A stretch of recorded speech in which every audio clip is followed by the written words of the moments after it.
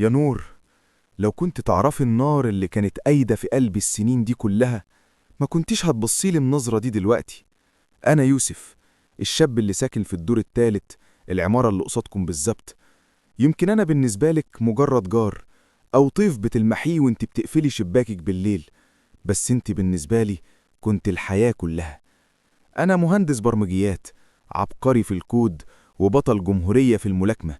بس عيبي الوحيد إن كنت شاب بسيط، مرتبي يدوب ممشيني. كنت بشوفك كل يوم الصبح وانت بتشربي القهوة بتاعتك، كنت بحفظ ضحكتك، طريقتك وانت بتسرحي شعرك الكستنائي. حتى الأغاني اللي كنت بتسمعيها كنت بشغلها في نفس الوقت عشان أحس إننا مع بعض. كنت بحلم باليوم اللي أعمل فيه ثروة، وأخبط على بابكم وأقول لأبوكي أنا طالب القرب. بس الدنيا دايما بتسبقنا بخطوة، وخطوة قاسية قوي. في يوم اسود لقيت الشارع مقلوب، وعربية جي كلاس أحدث موديل ركنة تحت بيتكم.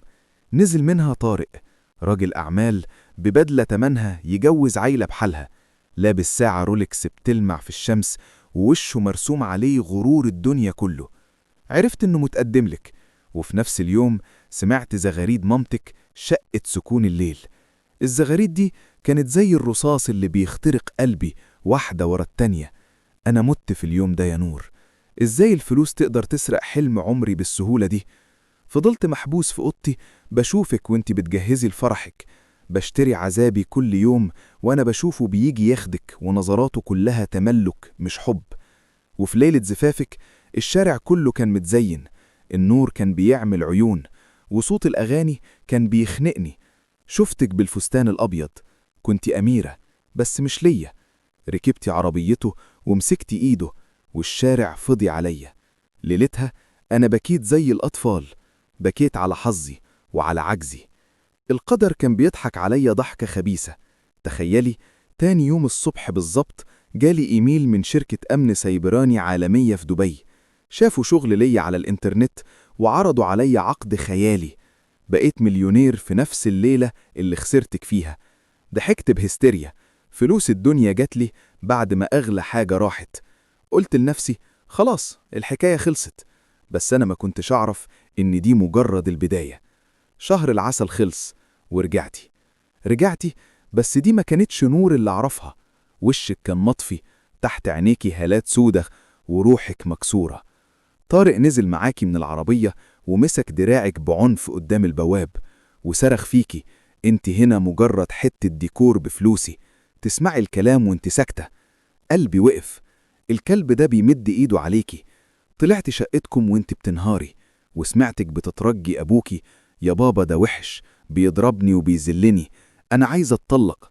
وأبوكي بيرد بخوف، يا بنتي ده يودينا في داهية، ده موضيني على شيكات لشغلي، اصبري وافهمي الدنيا. في اللحظة دي يوسف العاشق الضعيف مات، واتولد مكانه شيطان الانتقام. دمي كان بيغلي، وحلفت برحمة أبويا لادفعك التمن غالي يا طارق. قفلت على نفسي الأوضة 48 ساعة، الشاشات كلها منورة قدامي، وبدأت أكتب أكواد تكسر أعتى حمايات السيرفرات. دخلت على شبكة شركات طارق، كنت زي الشبح بتسحب جوه ملفاته السرية. دورت في كل حساباته، كل إيميلاته، كل رسايله المشفرة، ولقيت الكنز. طارق ما كانش رجل أعمال، ده كان وجهة لغسيل أموال وتهريب ضريبي ورشاوي المسؤولين، ده غير فضايحه الشخصية اللي تقرف. جمعت كل داتا الشركة وبنيت خطة محكمة، خطة تدمير بطيء عشان أدوقه نفس العذاب اللي دوقتهولك. بدأت الضربة الأولى، سربت ملفات التهرب الضريبي للصحافة الاستقصائية. تاني يوم البورصة فتحت على انهيار تام لأسهم شركاته. طارق كان بيجري في التلفزيون زي الفار المذعور، بيحاول ينفي، بس الورق كان سليم 100%. بعدها بيومين كانت الضربة القاضية، بعت كل المستندات الأصلية للنيابة العامة ومباحث الأموال العامة. وفي ليلة ما فيهاش قمر، القوات اقتحمت فيلته وشركته، وطلعوه متكلبش متصور وسط الكاميرات، مكسور ومفضوح. إمبراطوريته اللي كان بيذلك بيها بقت تراب تحت رجليه. وفي وسط كل ده طارق من كتر الديون والمصايب رمالك ورقة طلاقك عشان يهرب من مسؤولياته. وابوكي الشيكات اللي عليه بقت حتة ورق ملهاش لازمة بعد ما طارق اتحجز على أمواله.